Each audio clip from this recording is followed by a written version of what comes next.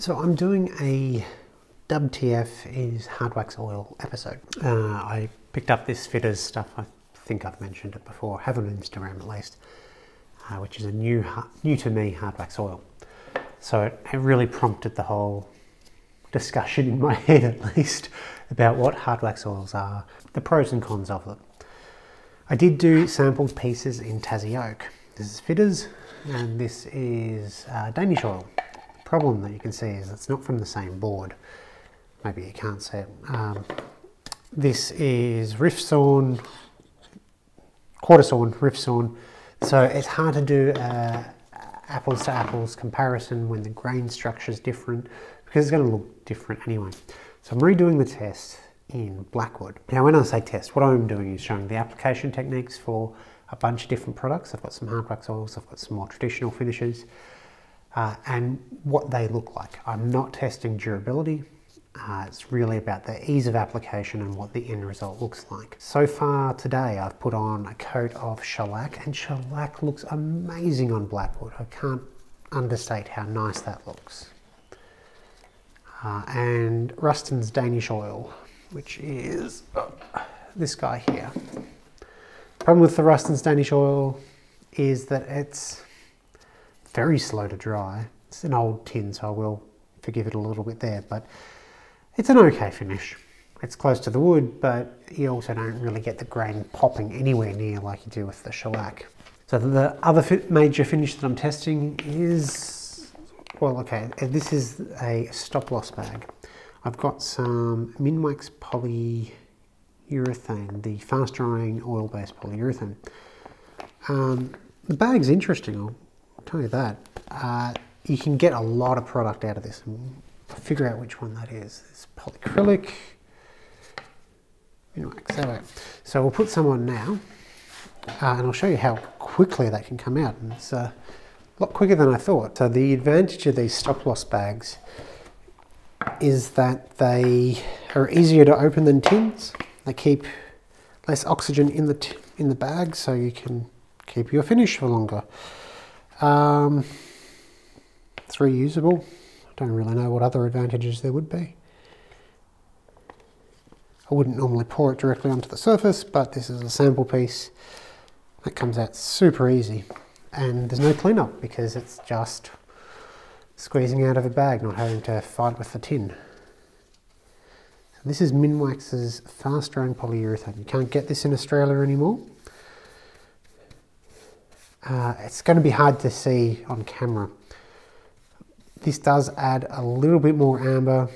It has okay clarity, not great, but okay. It brings a reasonable level of chatoyance or depth to the grain, but it's only okay. It's not popping like the shellac is or some of the other oils.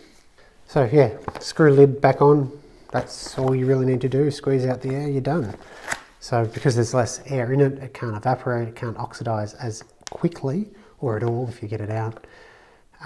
So you don't get that skin forming on the top of your finish. So I don't know how well this would go for hard wax oils, as they are, well, Poly-X is a lot thicker, the Fid stuff is not. I'll test it out on the polyurethane because I don't care if this goes off. I've got a couple of the bags. If it works out well, I'm thinking I might actually switch, because the tin on the Fid stuff is really soft metal, so it deforms quite quickly. This could be quite good. So I'm hoping to have the results of that video out by Friday, but it might be a little bit later than that. If you're interested in how hard wax oils compare against a bunch of different finishes in terms of cost, I have a Google Sheets document. I'll link that in the description below. Spoiler alert, they're all kind of expensive, but they vary in how expensive they are. The key is to look at what the coverage is and price that out, rather than the raw cost.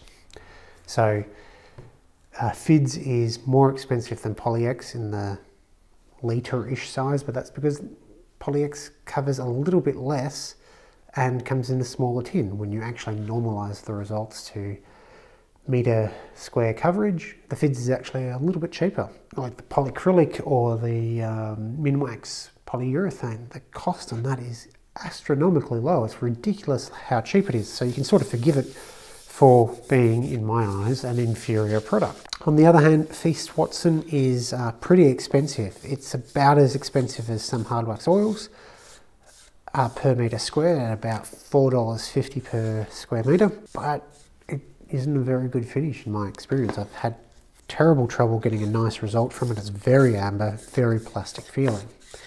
So, you know, I'd rather pay a little bit more, or in some cases slightly less, and get a more premium finish. So as I said, I want those results. Oh man, don't know how well that comes up. This is the Fid stuff, and oh, it is gorgeous on blackwood. Rolling is still my preference, but oh, this stuff is so nice. I guess I should say I am happy with PolyX, but once I finish that tin, which unfortunately is about 3/4 full, I will be switching to Fids because it dries in 4 hours rather than 8. And I think the colour is just that little bit nicer. I'd say it's probably, at least on blackwood, maybe a touch redder, or the PolyX is a touch more caramel ambery sort of colour, which looks really, really nice. There's not a lot in between them. Fids does dry nicely on epoxy, which I've had terrible trouble with the PolyX drying on epoxy, or not drying on epoxy, and I've had to take that off. So there's that. Anyway, I think this has been quite rambling. Thanks for watching.